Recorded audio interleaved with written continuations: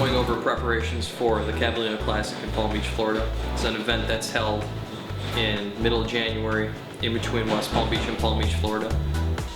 Basically what I set out to do is come up with a quality control method for getting all of our show cars ready for whether it's just display or for judging.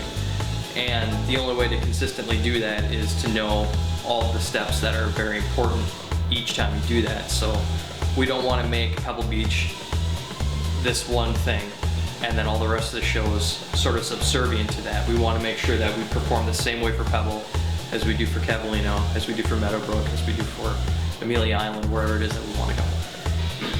All of these things will be done not only before they're loaded, but they're going to be done again when we're actually unloading the morning of the show. We'll go through our electrical check at least 3 times. We do it when the car gets here, we do it before we load it, and we do it again the morning of the show. Because you don't get a warning when a bulb's going to fail. They don't just start flashing and then flicker out. They just don't work.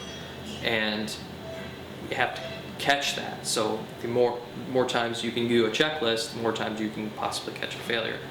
It's if you bring a car to a show and you present it with, you know, there's these little things here, you know, there's a little bit of dirt there, there's a little bit of dirt here, there's a couple pieces of a cotter pin there, some pieces of wire trimming, it all takes away from the presentation of the car.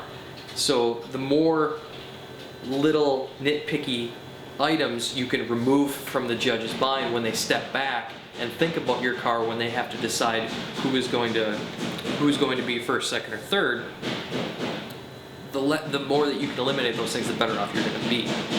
So you're trying to make your judge's life very difficult, and that's one of the things that we have, thankfully, to this point, been very good at, is making the judge's job really hard.